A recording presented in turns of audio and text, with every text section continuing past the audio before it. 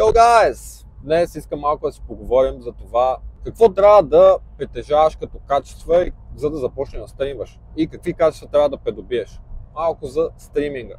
За хората, които не знаят, аз имам такъв менторшип, защото определено искам да помогна на хората, които искат да се занимават с стриминг, фултайм стримери, защото определено навлиза това все повече и повече. То вече е навлезнало, но навлиза все повече и повече. Пък и какво по-хубаво това да си докарваш някакви, пък защо и не хубави пари от хобито си. Нещо, което аз съм успял да постигна. Така че ще ви кажа няколко неща, които са задължителни, ако искате да започнете да стримате. Първото нещо, което препоръчвам винаги, това е да имате камера, естествено. Да, супер бейсик нещо, но задължително.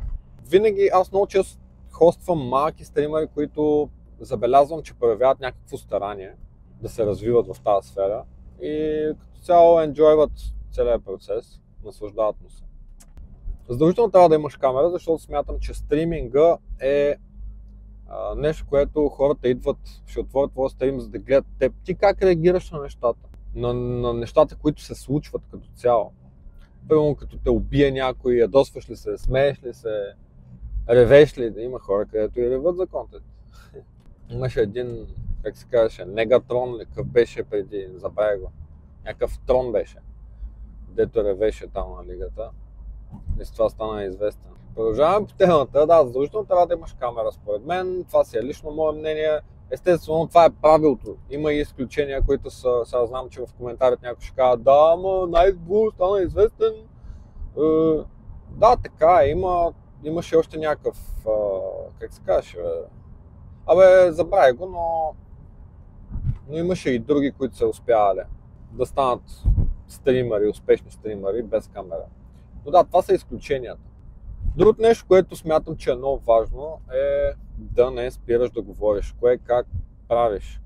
И много често хората гледат стримери, дори мен или Леброн, които просто трайхардваме и има моменти, където сме супер тихи, нищо не говорим, но това е защото сме full focus. Определено това не е добър пример, който да взимаш, защото ние можем да си го позволим да не говорим в дори по-голямата си част на стрима, защото реално сме се фокусирали върху това върху геймплея ни, защото катерим ранг и така нататък. Това за нови стримери не е яко. Гледам все по-често някакви нови стримери, които буквално мълчат на стримовете си и хората пускат стрима им и не се задържат. Постоянно трябва да говориш, трябва да си представиш, че си на все едно си радиостанция. В радиото не трябва да има затишие. Да говориш за абсолютно всичко, какво ти е мнението по въпроса. Защото така даваш предпоставка някой като дойде или да се съгласи с твоето мнение, да го изкажеш, да каже: да брат, най-накрая някой да го каже това и аз това го мисля. Най-накрая някой да каже и да е на моето мнение. Или да ти опонира и да ти каже. Във всеки един случай, дори да ти опонира, да ти каже: ти лут ли си, човек, къв си тия, бати смешника, дори да те напсува, то е интерактнал. Ти си му дал повод да напише нещо. Тоест нещо се случва вече в твоя стрим. Така че да, втора точка, постоянно да говориш на стрима ти. Трета точка, имайте на предвид, че не са по важност тези точки, които казвам. Трета точка слагам постоянството. На мен това, което ми е липсвало преди да започна така да се развивам повече в стриминга, това, което ми липсваше, е постоянството. Започвам един месец, по 3-4 пъти на седмица, защото ми е дошла музата, после ми писва, после спирам за 2-3 месеца и така нататък. Това нещо, където и да го правиш, няма да имаш успех. В фитнеса, примерно, ако отидеш за 2-3 месеца, после спреш за 2-3 месеца, после пак започнеш за година, пак спреш за една година и там няма да имаш успех. За всичко се иска постоянство, така че да, постоянство със сигурност. И това нещо аз съм го развил в спорта, така наречената дисциплина, и после съм го пренесъл в стриминга и доста си ми е помогнал. Даже без това нямаше как да стане. Пета точка, също е тактика, както искате, или качество, както искате го наричайте. Това е да се подобряваш. Или в залата го наричаме Progressive Overload. Да си с малко, но да си по-добър от предишната сесия.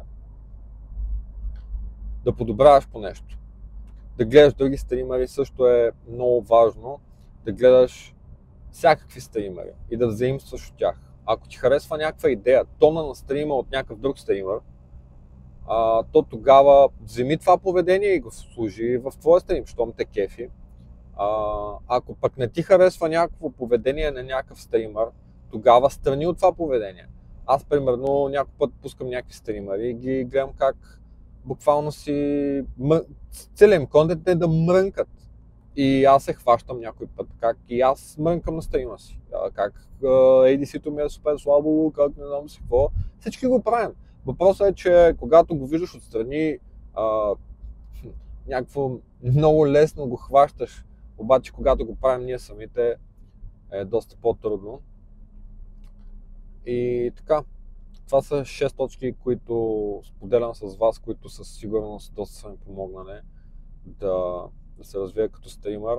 И все пак, ако някой иска да му спеста, буквално на мен ми отне 4 години да стримвам за малко вилари и 4 години, да. 2016 мисля, че започнах да стримвам от така 2 пъти, 3 пъти в седмицата, като пак е така. Един месец стримвам, после 2 месеца ме няма, после 3 месеца стримвам, после 6 месеца ме няма, някакви е такива. 4 години буквално съм стримвал с провал. Естествено, аз съм придобил някакви качества през това време, но определено не съм успех, не съм достигал до хора. И една бонус точка, между другото, накрая, да се развиваш в някаква друга социална мрежа. Имам адски много съвети, които мога да ви дам в тази насока, как да станеш успешен стример, но това са според мен най-важните. И така, ако някой иска да се запише за моя менторшип, с удоволствие бих го коучнал. 30, мисля, че станаха над 30 съветите в коучинга. Така че да, пишете ми налично в Instagram или в Discord, да ви кажа какви са условията, общо взето какво включва, колко сесии и съответно заплащането какво е. Мисля, че няма по-хубаво от това да монетизираш хобито си и знаете това чувство, когато цъкаш игри, да не се чувстваш гузно, че все едно си губиш времето. Не, според мен хобито не е загуба на време. Все пак без хобитата ние няма как да се освобождаваме от този стрес, който забързаното ежедневие ни създава. И на мен точно игрите доста пъти са ме вадили от тежки ситуации и продължава да го правят. Без игрите, без хобитата ни просто няма как да стане. Не може постоянно грайнд, а пък така, когато монетизираш хобито си, ти всъщност наистина и там грайндиш. Докато цъкам лига, аз грайнда ранг, в същото време се развивам като това да говоря пред хора, пред публика, пред камера. И след време идват хора, където ти казват, пич, тяла тук да запишем един клип, да ми направиш реклама, примерно. Или ела да коментираш турнира и аз съм такъв, what? Това не съм го правил. Окей, май дигаме нивото.